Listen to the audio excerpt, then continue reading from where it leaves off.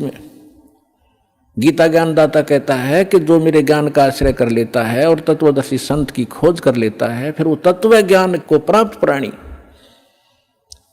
वो तत्ब्रह्म की पूजा करता है। जो प्राणी जरा और मरण से मोक्ष छुटकारा पाने के लिए, जरा माने वृद्ध अवस्था का कहर, बुढ़ापे का दुख और मृत्यु दुख, दो कहर जीव पर यहाँ पर प्रत्यक्ष टूटते हैं।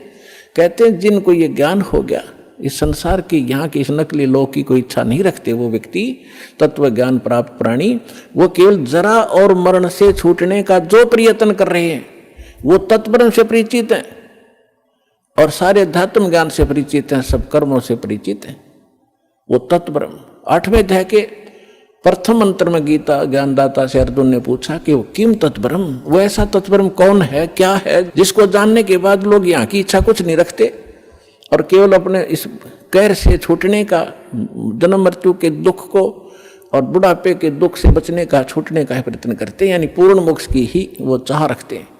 वो किम तत्ब्रह्म 8वें अध्याय के प्रथम मंत्र में गीता ज्ञानदाता से अर्जुन ने पूछा। गीता ज्ञानदाता ने 8वें अध्याय के 13वें श्लोक में कहा कि वो परम अक्षर ब्रह्म है। वो तो गीता ज्ञानदाता से अन्य है। गीता अध्याय नंबर 15 के श्लोक 1 से 4 और गीता अध्याय नंबर 15 के 16-17 श्लोक में स्पष्ट किया है, इन सभी प्रभुओं की जानकारी दी है।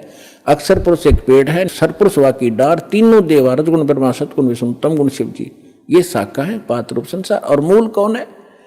वो परम अक्षर ब्रह्म है।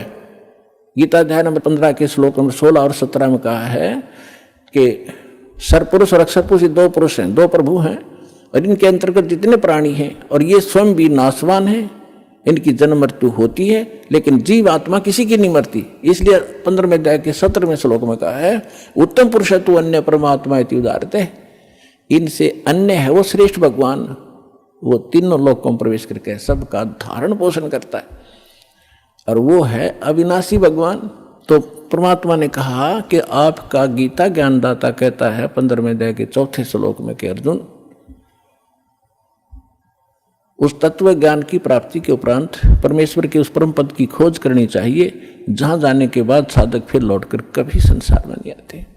और जिस परमेश्वर ने संसार रूपी वृक्ष की रचना की है, सारे ब्रह्मांडों की रचना की है और अपने विषय में खुद कहता है दूसरे अध्याय के 12वें श्लोक में, चौथे अध्याय के 5वें और 9वें श्लोक में और 10वें अध्याय के दूसरे श्लोक में कि अर्जुन तेरे और मेरे बहुत जन्म हो चुके हैं, तू नहीं जानता मैं जानता हूं। तो वो तो नाशवान है, वो किसी अविनाशी परमात्मा की शरण में जाने और उस स्थान को प्राप्त करने के लिए कह रहा है जहां जाने के बाद साधक कभी जन्म मृत्यु में नहीं आते।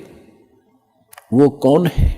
राम कृष्ण कोटो गए धनी एक का एक, ये तेरे राम कृष्ण करोड़ों मर लिए और वो धनी, वो कुल मालिक अपनी महिमा